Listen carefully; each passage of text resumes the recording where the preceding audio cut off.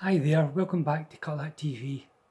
Harry Kniption here, and I'm going to tell you a wee story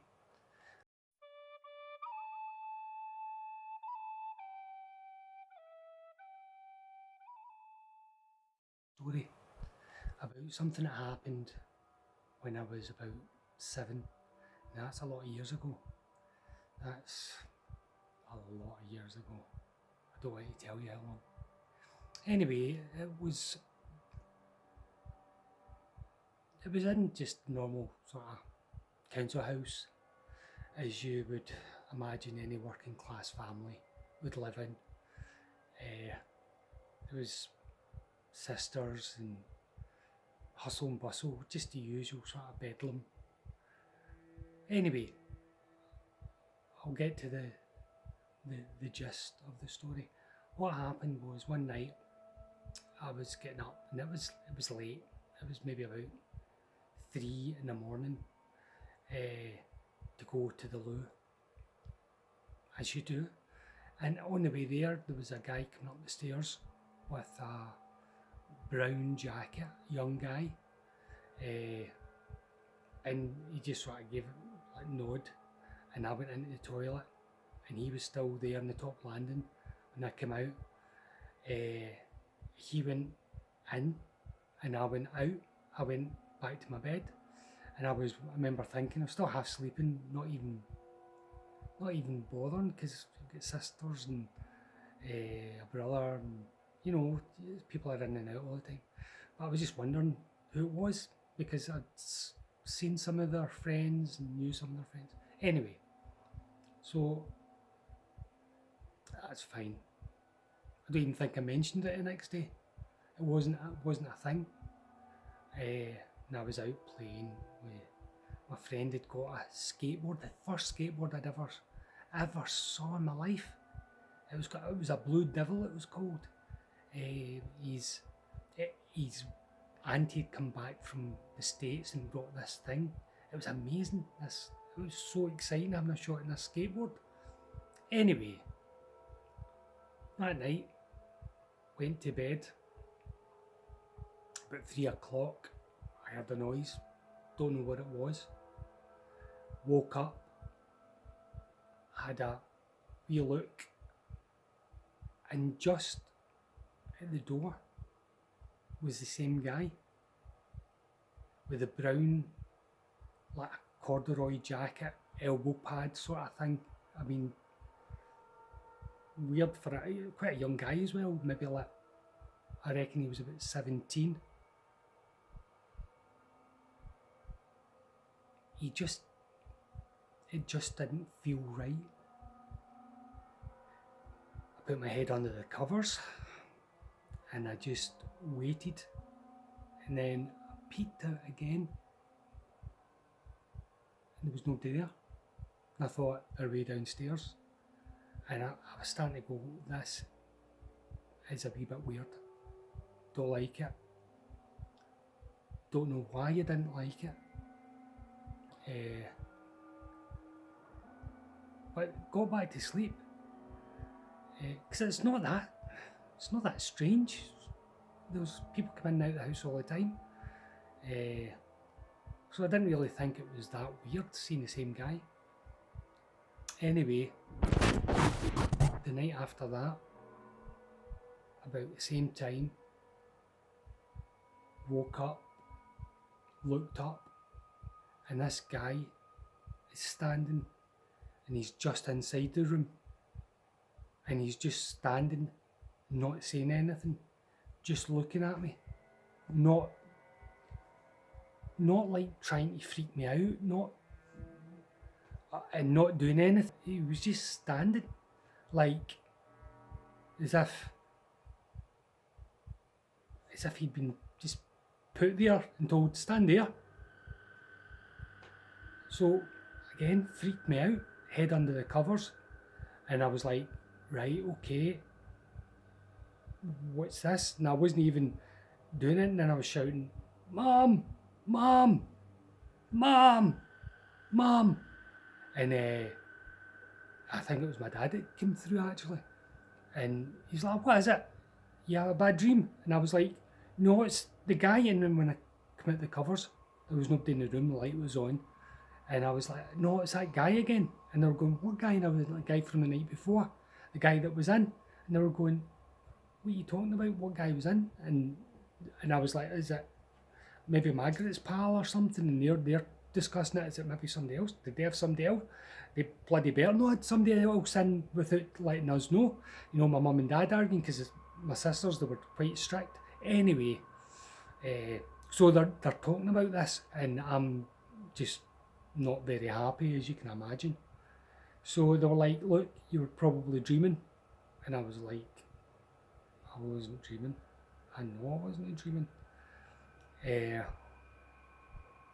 But eventually I get back to sleep. Actually, I don't remember if I went in beside my mum, dad that night. I think I did.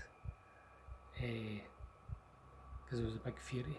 But anyway, next night, went back into bed about usual time. But I was starting to feel a wee bit, do you know, going to bed when you're that age and there's something freaks you out, you start to feel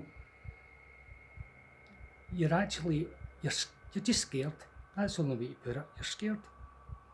And I went to bed again. Finally got to sleep.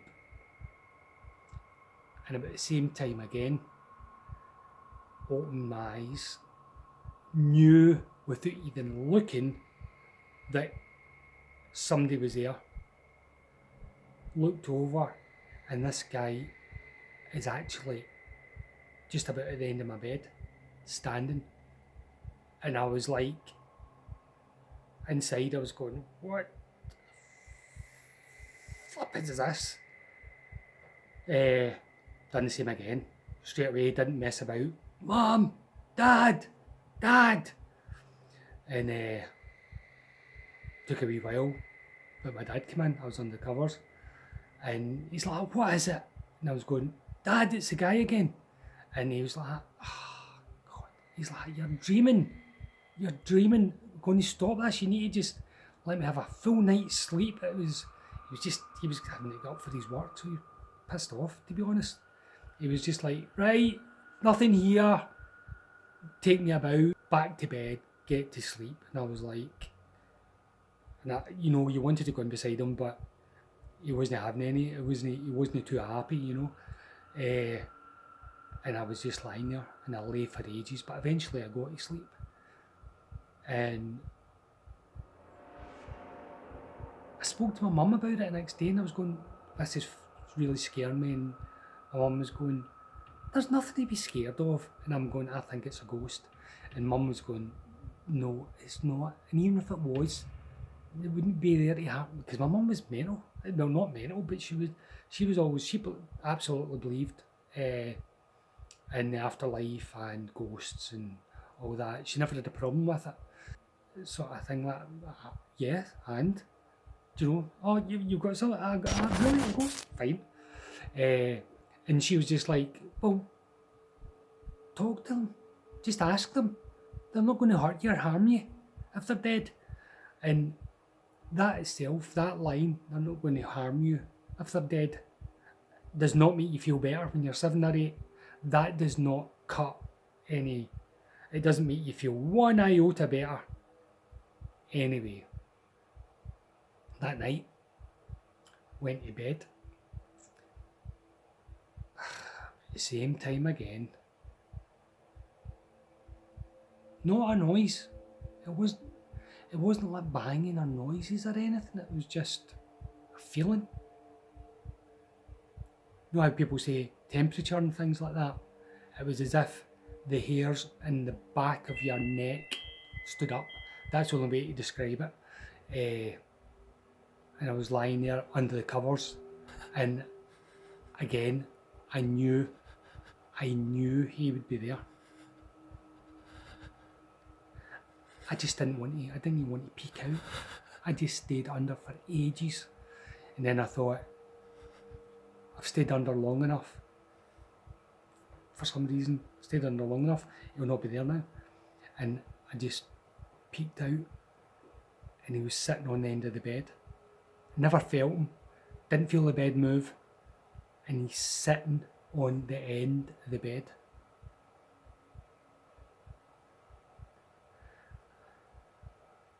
To say that I freaked out is the biggest understatement. I absolutely, it scarred me for years to come, this. What happened? Again, I freaked and I was absolutely hysterical by this point, crying, snots, tears, and my dad's in and he's going, bloody, you need to do something with that boy, he's bloody, something wrong with him. And my mum's arguing with my dad, because we're all up in the middle of the night again, and it was like, she's saying, look, there's something wrong, it's not, and my dad's just going, I'm bloody 3 in the morning every night, I can't get to sleep. And I'm just hysterical, I'm just not happy at all.